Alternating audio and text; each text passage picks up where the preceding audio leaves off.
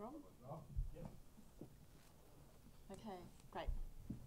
Well, good morning everybody and welcome to this, our first media conference for the C20 as part of the G20 Leaders Summit 2014. I'm Joanne Yates and I've been the C20 Sherpa for this year. It's great that you could all be here, and a particularly warm welcome to those of you who have travelled long distances. I know there are a few of you in the room today. And for those of you who haven't been able to travel and join us together, but may be in fact long distances away and watching online, a particularly warm welcome to you all this morning. We are going live to air. That's just a caution for those of you who are in the audience. Please, if you haven't already, switch your mobile phones to silent, would be greatly appreciated.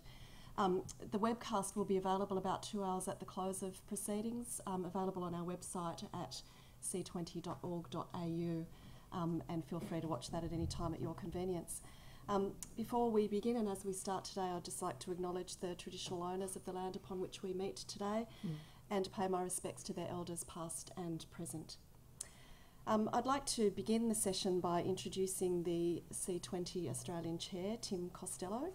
Tim, for those of you who don't know, is also the Chief Executive Officer of World Vision. He's one of Australia's most respected voices on social justice, leadership and ethics, having engaged in public debates on gambling, urban poverty, homelessness, reconciliation and substance abuse. He served and continues to serve on numerous boards and committees, including as Chair of the Community Council of Australia. He has been honoured as an Officer of the Order of Australia for this service to the community. We warmly welcome him today. He is going to provide you all with a brief overview of the C20, how we've gotten to this point, and what we might judge the G20 to be a success like. Thanks, Tim. So let me welcome our C20 colleagues, and this is being live streamed to civil society of the G20 nations. Look, we're really excited now that we are here because civil society, which had a summit in June and produced a set of statements and recommendations, believes that G20 needs to succeed. We live in a global world where, whether it's the epidemics like Ebola, the illicit flows of money or of people, the huge issue of climate change, which now is squarely on the G20 agenda thanks to the American and Chinese deal overnight. We don't have other mechanisms for global governance for what are global problems, and civil society is being impacted, and particularly those who are the poorest and in the most fragile places in the world, who are citizens. So the excitement will be tempered by whether there is really robust and imaginative leadership at this G20, and we're urging leaders to lead, to not disappoint, to overcome the trust deficit, much bigger than any budget deficit, between them and the people they govern. When less than or a third of people turn out for American elections, you can see the trust deficit is pretty profound. This is the moment for leaders to actually lead with global problems. Very simply, the recommendations that we have for the G20 are organised around the notion of fairness. When it comes to growth, we support 2% growth, but fairness says if it's growth that translates into profits, not jobs for the 75 million young people, then it's profits that benefit the rich, not the poor. So we've said there's a very simple test in the country-by-country plans being submitted for growth. What are the distributional impacts? Are those plans guaranteeing universal health and universal education? Are they going to see 2% above trend growth for the poorest 20% of households in every G20 country? So for Australia, rather than cutting the unemployment benefit for 6 months of under 30s, which we understand is part of our growth plan, and cutting other spending, why isn't there something around childcare to allow women to get back into work? Now, the growth plans will vary from G20 to G20 country, but if it does not flow to the bottom 20% of households, that 2% growth then we will declare the G20 a failure. They have failed to lead. Fairness will certainly include tax havens and the base erosion and corruption. We don't understand as a civil society why tax havens even exist. And it was civil society, particularly in London, who really gave energy to the whole agenda here by demonstrating and saying, how come Apple, Google, Microsoft don't pay their tax? In Australia, we now can add to that list Macquarie Bank and the Future Fund and IKEA and Lend-Lease and AMP. So ordinary tax paying Australians are saying we pay our tax. What's the G20 going to do about fairness? Look, climate change, you've seen the news overnight. We know the Australian presidency has not wanted this to be discussed. It really now raises questions about what a president can actually do, because you cannot deal with climate change by not discussing it when the fairness issue is profound. Fairness to the next generation and fairness to those already being impacted, who are on the worst land in the most vulnerable places, who are the poorest, whose lives are being profoundly impacted by climate change now. When we sum up what we want, we'll be looking for a word, and that word is inclusive before the word growth. If inclusive is dropped, we will be devastated and civil society will have declared this a failure. It was in the St. Petersburg communique, and inclusive is that word that really resonates with fairness. It's not just growth that translates into profits for the rich. It includes women and unemployed young people and the poor impacted by climate change and those who are paying tax and those who are missing out. Inclusive growth is absolutely unequivocally our demand in the final communique, and then we'll see the country by country plans that whether they measure up to actually including others. Thank you. Thanks very much, Tim, and I think it's really, really clear from a C20 perspective that the G20 will be rendered completely irrelevant if it cannot deliver outcomes that benefit those beyond what is seen to be an exclusive economic elite. I'd now like to introduce Cassandra Goldie, and for those of you who don't know, Cassandra is the Chief Executive Officer of the Australian Council of Social Service and is our Deputy Chair. It's been my pleasure to work with her during the course of this year, most certainly.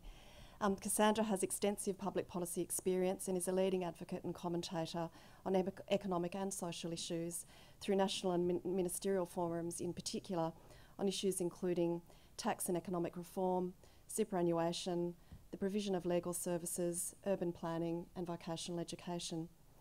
Cass will provide us all with some more detail about our specific recommendations before we open the floor for questions. Cass. Thanks, Joanne. And firstly, I also want to acknowledge the traditional owners of the land that we're meeting on and speaking around the globe today. I think in the Australian context, the leadership of Aboriginal and Torres Strait Islander people is so crucially important in reminding us of why we are so determined as civil society to be a part of this important endeavour by global leaders to make sure that our economic settings, that our financial systems are genuinely delivering on the most critical issues around the globe, and for those local communities where people are not doing well, where people are not getting enough to eat, where people are not getting the job opportunities, where people are not benefiting from the growth that has already been achieved. This is a real challenge for us as a global community. We know that despite, in the Australian context, for example, over 2 decades of economic growth, we have not seen the benefits delivered for people who have the least in our community. It's very important, I think, to acknowledge that the C20 is a relatively new but very important development in giving, we believe, important credibility to the G20 process and making sure that we have a shared endeavour on the big challenges that nations face and the global community. We have focused very specifically as well on what we believe are the priority issues that the G20 leaders have a responsibility to grapple with. The solutions are not easy, but we believe with absolute confidence that if we have a strong relationship between civil society, between the business community, with labour organisations and the political leaders, we really can deliver on better living standards around the globe, and that is why we're here today. As Tim has said, it will be an absolute failure if the G20 leaders do not recommit to inclusive growth. This is not just a word. What it means is that at the national level, countries must ensure that on the one hand, there are adequate social protections in place to make sure that people who have the least do at least have a minimum adequate standard of living. And importantly, we absolutely agree that jobs growth is our biggest challenge here. But we want to make sure that growth delivers on jobs that are real jobs, that are decent jobs, and that countries have very specific strategies to make sure that the people who are missing out, those who are disadvantaged in labour markets, are the ones that get the most attention. We are absolutely backing the gender equality target of ensuring that by 2025 we have an increase of by 25% of women in the labour market. There are around the globe so many households that are women-led, where children are absolutely dependent on the economic independence of the women, of the carers in those communities. This is a very important agenda socially, and obviously, it's also a very important agenda economically. We also are deeply concerned about the 600 million young people around the globe who are not getting their first break, that first chance to be economically independent and to get a job. The Australia is not alone, has this challenge. We know right now we have a rise in youth unemployment, and the last thing we need to see is a government go ahead and cut income support for young people 6 months at a time as a growth strategy to deliver on employment outcomes for young people. We want to see the Australian government come to the table and commit to proper investment in education, in training, in opening up those job opportunities and working with business, because we believe business leaders are a crucial part of this, and that's why we've been delighted to work so closely with business leaders on a positive agenda around lifting up the employment opportunities for young people here in Australia and obviously, importantly, right around the globe. For us, climate change has to be spoken about. It has to be a crucial part of the discussion about economic development, about social opportunity, and importantly about the sustainability of the globe for generations now and into the future. We are very concerned if we have an Australian presidency that is not prepared to talk about climate change and not prepared to come to the table with strong commitments around clear, effective action on climate change and on renewable energy targets. It's very important that we demonstrate that we follow the exciting development of the US and China and build the mobilisation determined to take effective action. We welcome the Australian Government's leadership on addressing the international taxation environment. As Tim has said, it is a problem everywhere. It's a problem everywhere, including in Australia. So the base erosion and profit shifting agenda is absolutely the right way to go. And we are urging business leaders to support this, to not say we are committed to it, but then in reality, we have to implement these universal standards so that we have open, transparent recognition of where corporations are making their money and where they are paying their tax. If we have transparency, we assure you civil society will do our job. We will advocate and put pressure on businesses around the globe to say you have to act with fairness and ensure that you are paying your fair share of tax. But we need to see the numbers. We agree with the Australian Government that infrastructure investment is vital to good economic growth.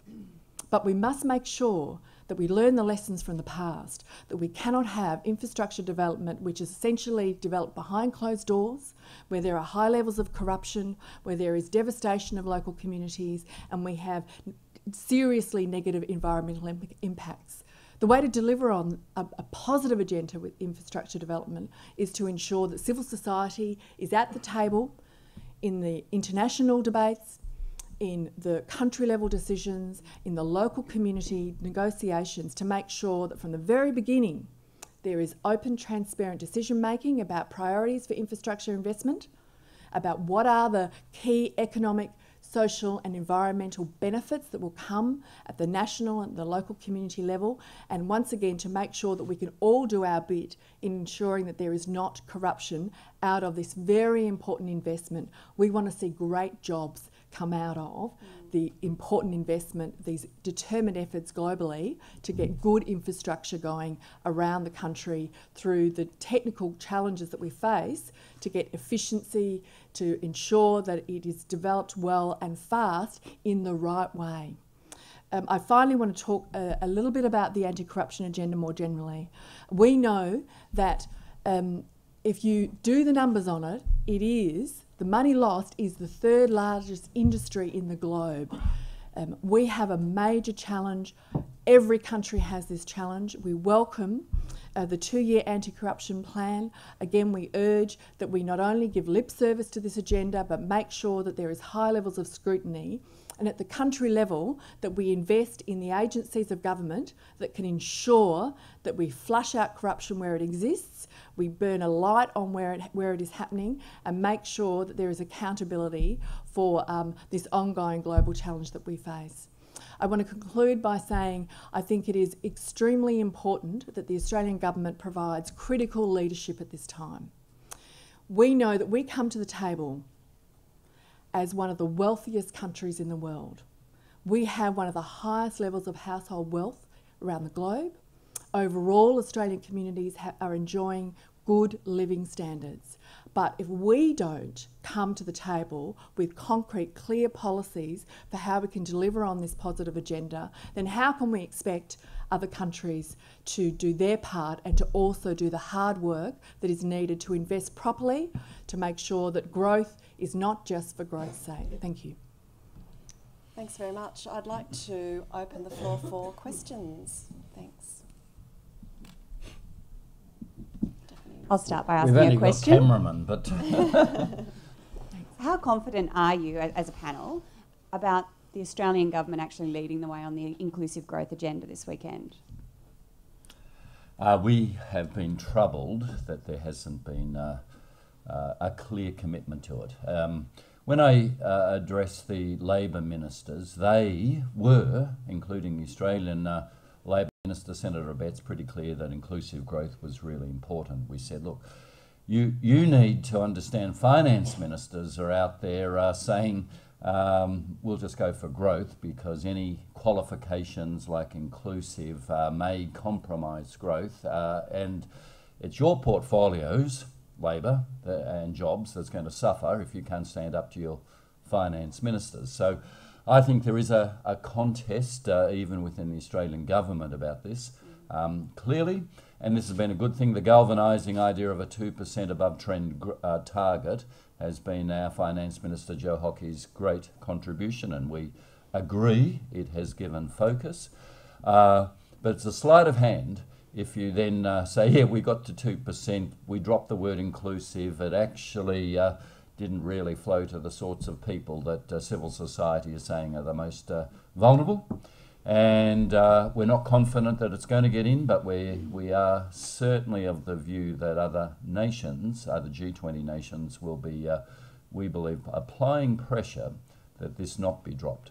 If the Australian presidency doesn't bring as a strong position a further commitment to inclusive growth, it will be ignoring not only the voice of civil society, but the voice of the IMF, the voice of the OECD, the voice of many other countries that absolutely recognise that even if the only thing you're concerned about is economic growth, then you must ensure that you are addressing inequality and that you are reducing the level of poverty within a country.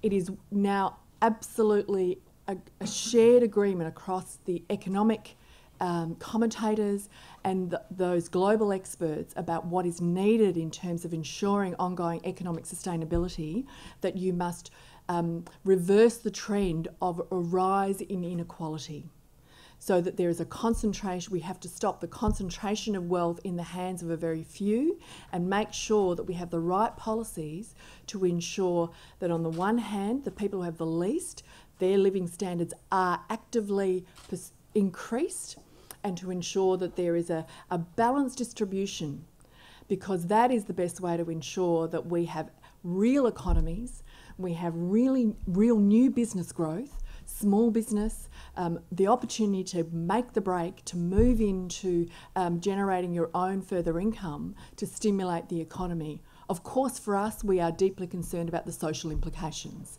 because we know that people who do not have enough income, who live in poverty, have far worse health outcomes, educational outcomes. The future generations are clearly at risk. So this is a very important agenda on the economics and on the social implications as well. When you talk about accessibility and inclusiveness, the role of the C20 in this year's G20 has been a developing one. Do you feel that the governments of the G20 nations, and particularly Australia as a presidency, have been engaging well with the issues of civil society? Yeah, I think we've made huge progress when you think that C20 really was formally established by Vladimir Putin, whose ships are steaming toward Queensland as I speak. So it's a little bit of an irony that Vladimir Putin, who's been a figure in Australian consciousness since MH17 and the obscenity of being shot down, was really the father, if you like, of civil society getting embedded. But other nations have picked it up. The Turkish presidency has already said very clearly civil society is going to be an important part.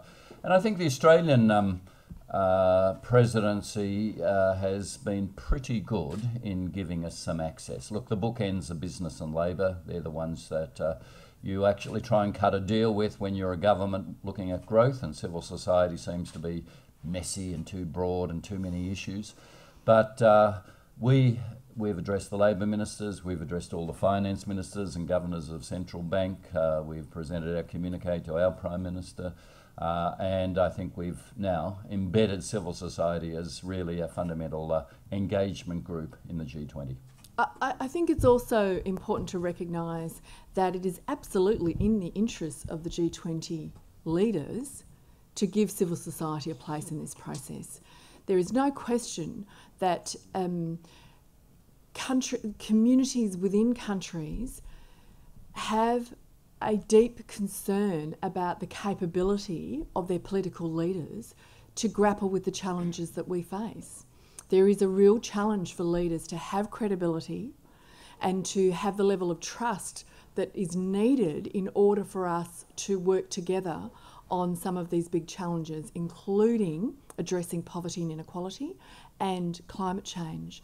So it is in the G20 leaders' interests for civil society to be embedded within this discussion, because outside of this room, outside of Brisbane, outside of Australia, civil society is watching and waiting to see. Will this event help to turn the tide on that perception and reality that overwhelmingly growth has delivered for far too many of the few at the high end, and that we haven't seen the kind of equitable improvement of the lives of people, particularly those who are the most impoverished? Right now in Australia, as one of the wealthiest countries in the world, we have 2.5 million people living below the poverty line.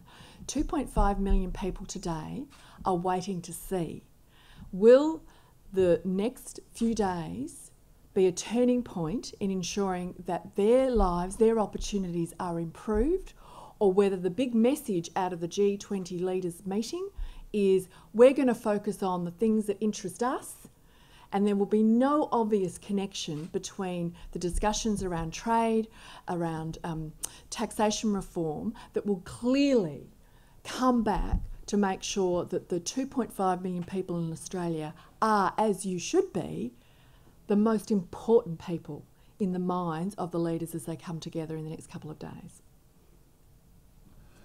Tim, you said that the C20 would have failed if the G20 doesn't tackle climate change and adopt an inclusive growth agenda. So what would you like to see at the end of this meeting, the G20 say in their communique? What would be your measure of success or failure?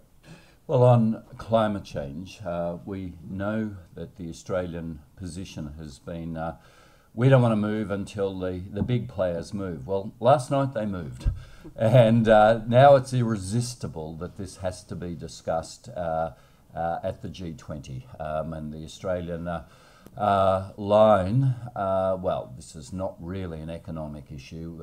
We've got to keep focus. We've got to land something. We can't let the agenda be too broad. There's Paris for climate change coming up. Well, the French here, along with the English and so many others, are saying we've got to get momentum. The momentum happened overnight, and I think the Australian presidency must yield on that.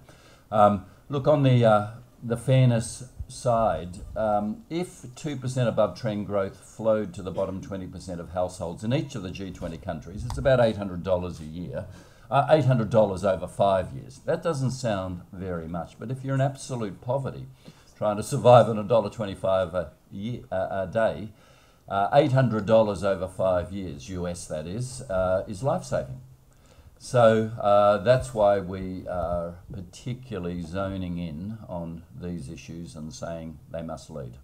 If we get the commitment from the G20 leaders to both a growth target of 2% above trend and a commitment to increase the incomes of the bottom 20% by 2% as a consequence of that growth, we estimate that we would improve the lives of over 1 billion people, lifting people out of poverty. What an incredible achievement that would be. But if we don't have any comment on what the growth target will mean for people who don't have enough, then what is it for? Before the G20 started, the Australian government was saying no climate change on the agenda. Barack Obama made it clear that he wanted it on the agenda. Do you think there was is there any coincidence that this deal has been struck so close, coming alongside the various scientific reports that have come so close to this G20 meeting? Has the Australian government been outmanoeuvred? I don't know the answer to that, but what I certainly know is that most G20 countries agree, because it's a large gathering, the consensus is we have to make the presidency, whoever it is, successful. We can't openly contradict. We mustn't shirt front them. We need to gently make it look a consensual success. Now, very clearly, many of the G20 nations have not been happy that it has been a small box agenda only on energy efficiency, not on climate change. As to the timing, I don't think it's particularly been worked out just to hit now, because it's been over 9 months of discussion. But in terms of the Australian presidency, it is a sort of psychological shirt front. It now says we have to discuss this. This is unambiguously on the agenda, and it'll be interesting to see how the Australian government and the presidency, their presidency, now responds. And I don't think we should underestimate the significance of the fact that for civil society, with all the diversity of views that have been around the table, around the globe, that on this very tight agenda that we have brought to the G20 meeting, climate change is front and centre. There is a reason for that. This is not an ancillary issue. It is absolutely crucial to growth, to reduction of poverty and inequality, and sustainability into the future. So the government must hear that. The other reason that it's so important is that the G20 is a political forum. It's not a policy-making forum. The group of 20 nations come together to talk about those issues that no other forums have been able to progress. It's about giving their political impetus to the key and pressing issues that need to be resolved. And quite clearly, climate change for years has been that one. We are incredibly sure that there will be added pressure now on the presidency to make sure that climate change will be referenced in the communique, and referenced more than just an oblique reference to the UNCCC meeting next year. Can I ask a question about tax, which definitely will be on the agenda? And it's a sore issue for the average person who thinks that tax dodging and tax evasion are wrong. Tim, you said that, you know, why should tax havens even exist? What would you like to see, though, because there is a danger that the G20 will make decisions that suit them, because everyone wants to increase their tax base.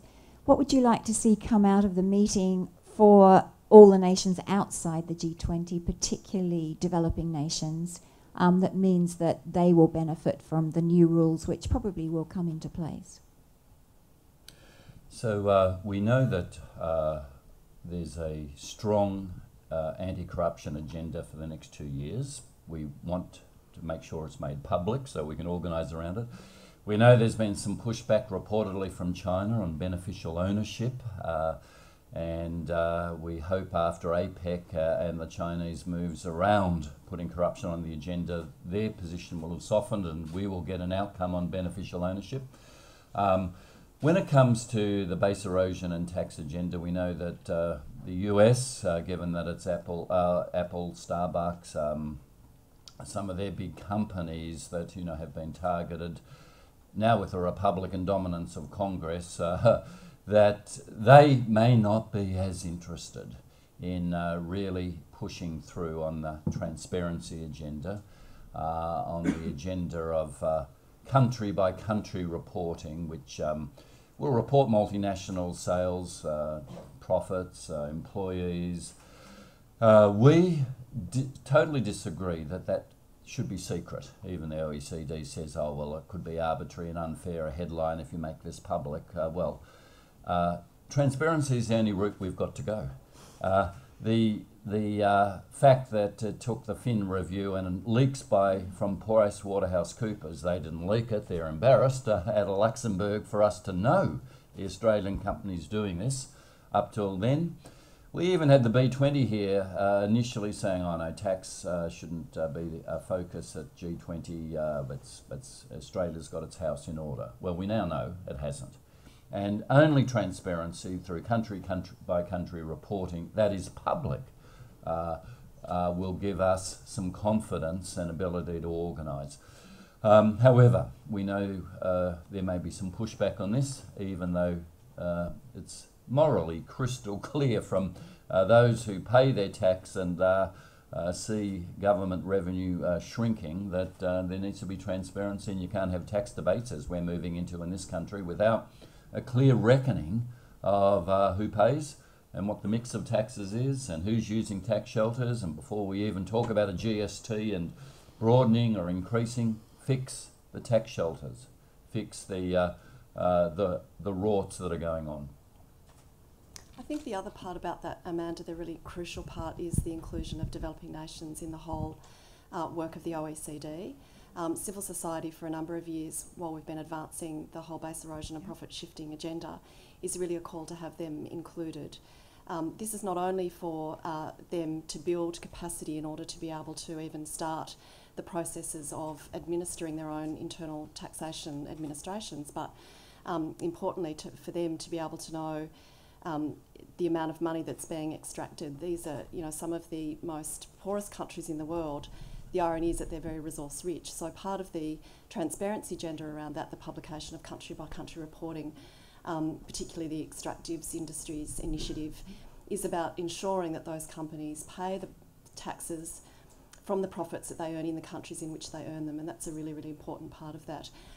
We're really pleased in the last couple of days the OECD has announced that they will include a couple of extra developing countries in the reporting standard work, and we think that's a good thing. Whether that's going far enough at this stage is a question that we'll be monitoring very, very closely. There's a lot of colour that comes along with the G20, the ring of perspex and steel, Putin's warships, the shirt-fronting threats, etc. That gets focused on a lot by mainstream press. I guess, what would you like people at home to know about this weekend? What would you like their focus to be, the take-home message of what this weekend's all about?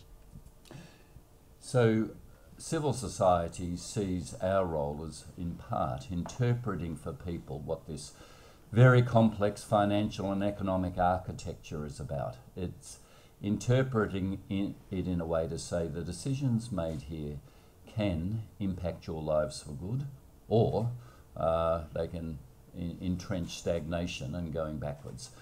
We want Australians to understand that this is about fairness. And only a global governance body like the G20 can actually ensure that fairness sees any growth flow to those who are poorest. Fairness in who pays tax and who doesn't. Fairness in addressing the great challenge for the next generation of climate change and for the poor today already being impacted. Fairness that profoundly says we can no longer, as a global community, continue to pretend we don't know. We demand transparency, we have a voice, and we're going to raise it. So we're going to be interpreting those messages, how fair this has been. We've just had some, in the Australian context, some really important findings about the sentiment in the Australian community.